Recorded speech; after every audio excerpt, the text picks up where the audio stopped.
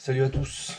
Aujourd'hui, petite astuce, hein, c'est pas un tuto, c'est une petite idée qui m'est venue un soir quand j'ai été contacté par un de mes clients qui me disait que ça l'embêtait un petit peu parce que donc je crois que c'est le violet, si je dis pas de bêtises, il était pas embêté, il était un peu, il voulait avoir réponse à ses questions sur le principe où il disait avoir des fonds de pigments dans son fond de bécher quand il avait terminé de couler.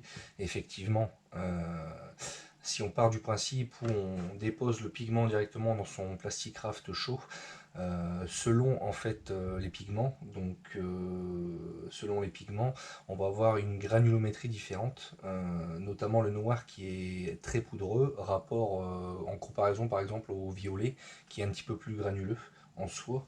Et donc effectivement, selon les couleurs, on va avoir une granulométrie donc différente, donc un mélange, une homogénéité un peu moins bonne sur les pigments légèrement, on va appeler ça granuleux. Et certains, ça les dérange pas, d'autres, ça pourrait les déranger, et je comprends tout à fait. Là-dessus, donc il y a une astuce hein, pour y remédier. La première, c'est de se servir d'un mortier. Alors, ce que j'appelle mortier, c'est un ustensile assez dur en porcelaine avec un petit martelet demi-rond en bout où vous allez justement en fait préparer un fond de Plasticraft dedans et puis venir mettre votre petite dose de pigment dans le mortier et venir le ramener dans votre bécher Plasticraft froid. En fait, ça va permettre tout simplement de venir écraser le pigment avec un petit fond de Plasticraft. Hein. Par exemple, vous faites un bécher de 200 ml de extra souple, vous prenez un fond d'extra souple, vous le mettez dans votre mortier et vous venez y déposer une petite cuillère de pigment, hein, de la contenance que vous désirez avoir en coloration dans votre bécher, et puis vous allez venir écraser donc le Plasticraft avec le pigment. Tout bêtement, ça va écraser les pigments et en fait, vous allez venir verser dans votre bécher à froid et puis vous allez faire chauffer en fait votre pigment avec votre Plasticraft en même temps. Donc ça, c'est une solution pour justement éviter les petits granulés de pigment qui pourraient éventuellement y avoir dans le plastique si vous faisiez, comme je suis en train de l'énoncer, en mettant directement dans le plastique chaud. La troisième méthode, en fait, elle m'est venue justement où j'ai eu contact avec ce client et il m'est venu une idée. Alors je sais pas si ça existe déjà, hein, j'en ai strictement aucune idée, mais j'avais envie d'essayer. Et en fait, je me suis dit, je vais me prendre au jeu et je vais essayer de créer un colorant liquide. Donc les colorants liquides du marché, je ne saurais vous dire ce qu'il y a dedans. Hein. Je suis pas chimiste, j'ai pas envoyé une fiole à un chimiste pour vérifier à base de quoi c'est. Mais les raisons pour lesquelles moi je ne les utilise pas et que je veux pas les vendre, c'est des raisons personnelles. C'est que les colorants liquides ont une fâcheuse tendance à être un peu huileux, enfin moi je trouve, à être un peu huileux, un peu gras. Et j'aime pas avoir ce côté huileux dans mes leurres. Et, euh, et donc je les utilise pas et je ne les vends pas. Deuxième raison, moi c'est mon opinion personnelle.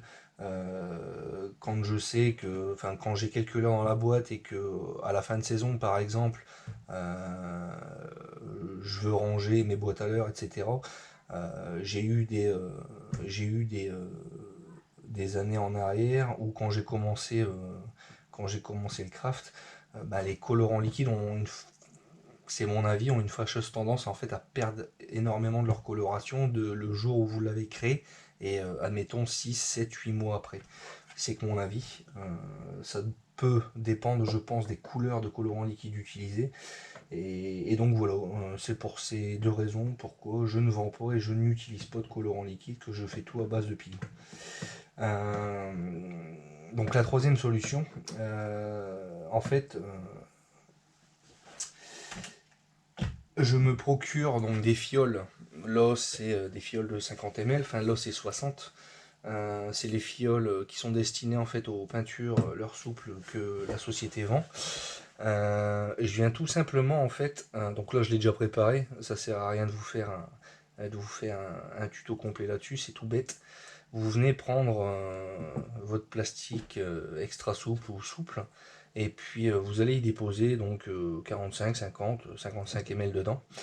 Et directement, en fait, dans votre plastique froid, bien entendu, il reste froid, hein. Faites pas chauffer ça au micro-ondes, hein, c'est pas le but. Vous allez tout simplement venir y ajouter le pigment que vous désirez pour vous créer vos colorants liquides. Donc également, je peux vous inviter aussi à vous procurer ce genre de petites cuillères inox. C'est des cuillères qu'on trouve plus ou moins partout hein, sur internet. C'est des cuillères en général qui sont destinées à l'alimentaire. Des petites cuillères d'osos de précision. Et vous allez vous munir d'une cuillère en fait. Et alors moi pour vous donner un ordre d'idée, hein, là je suis sur la cuillère 1/4. Il y a des 1/4, il y a des 1/8, des 1/16, etc. Moi je suis sur la 1/4 et sur la 1/4 en fait je mets 4 doses de cette cuillère dans une fiole de 50 ml. Donc peu importe le pigment, hein, vous mettez du blanc dedans ou si vous voulez vous faire un violet, un vert et j'en passe. Donc vous allez déposer le pigment dedans, vous allez simplement refermer le bouchon et puis vous allez secouer. Voilà, comme une peinture en fait pour homogénéiser le pigment dans le plastique froid, je le rappelle. Et vous avez créé votre colorant liquide à base des pigments. Alors j'avais un petit doute avant de le faire. Je me suis dit comme c'est du plastique froid, je vais le rajouter à mon plastique chaud qui sort du micro-ondes. J'avais un petit doute du fait que le plastique froid doit se réchauffer avec le plastique chaud qui est déjà dans le bécher. Et au final, en fait, ils font naturellement, rapidement, dès qu'on l'insère et qu'on mélange, ils font de lui-même. Donc c'était un petit peu ma petite crainte, mais au final, crainte largement dépassée, puisque ça va très bien. Alors donc après, vous pouvez vous servir éventuellement des petites pipettes de dosage, ce genre de pipettes là, pour vraiment mettre au compte-goutte, pour faire votre couleur. Ou alors moi je m'embête pas, hein. Je me mets au-dessus du bécher chaud et puis je verse quelques gouttes directement avec la fiole. Donc voilà, là donc actuellement j'ai préparé un blanc avec la nacre dans un bécher. Là il a dû refroidir. Et je vais remettre un petit coup de chauffe pour vous donner l'idée de ce que ça. Pour vous donner l'idée où on arrive avec ce genre de technique. Les techniques que je conseille surtout aux débutants. Moi quand je fais des grosses quantités, ça me dérange pas de remettre un fond de plastique dans mon mortier et puis je sais à peu près quelle quantité je dois utiliser pour avoir la coloration que je désire. Mais c'est vrai que pour les débutants, quand ils connaissent pas trop, quand ils veulent une couleur, vaut mieux aller un petit peu pour pas trop colorer son plastique, effectivement faire du goutte à goutte avec un colorant liquide, je le mets entre guillemets, c'est beaucoup plus facile et c'est plus pratique. Donc je voulais vous faire partager cette astuce que moi je trouve plutôt pas dégueulasse, très pratique. Donc voilà, je vais sortir le bécher pour vous montrer un petit peu là, ce que ça donne, hein. Donc j'ai utilisé cette technique pour faire mes petits 250 ml. Donc là j'ai rajouté le blanc neige de la société et puis un peu de nacre dedans. Donc voilà. Hop. Alors ensuite, si vous désirez ce genre de fiole, parce qu'il faut faire attention aussi, il ne faut pas mettre du plastique dans n'importe quel plastique. Hein, c'est bizarre à entendre, mais c'est exactement ça. Ne mettez pas de plastic craft dans n'importe quelle fiole en plastique. Il faut qu'il soit de qualité alimentaire, c'est-à-dire PEHD. Sinon, il y a des risques que votre fiole se fasse tout simplement bouffer si vous êtes sur un plastique de moins bonne qualité. Donc c'est la seule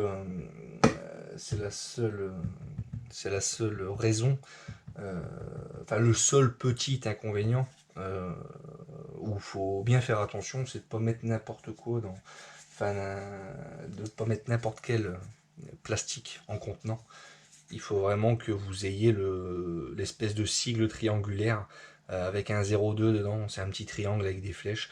Je vais le montrer à la caméra, mais je suis pas certain qu'on va le voir. J'espère que vous le verrez, mais j'ai un gros doute avec la transparence. Donc sachez que ça, éventuellement, je peux en fournir, c'est pas un problème. J'en fournis déjà. On est à 1,30 € si je dis pas de bêtises, la fiole de 60. Donc ça, je peux vous en fournir. Sachez que c'est réutilisable, c'est-à-dire que demain, vous faites vos colorants liquides. Une fois que vous arrivez à fond de bouteille, un petit peu d'acétone dedans, vous secouez, vous nettoyez 2-3 fois, un petit coup de rinçage à l'eau froide ou à l'eau chaude, et puis vous laissez sécher, et puis la fiole est réutilisable. Hein, la qualité PEHD résiste au solvant, donc c'est pas un problème. Donc voilà. On a fini pour cette vidéo. C'est une vidéo assez rapide, mais je voulais vous faire partager un petit peu la petite astuce, astuce que j'ai déjà fait partager à quelques-uns de mes clients. Et voilà. Donc je vous laisse, je vous dis à plus.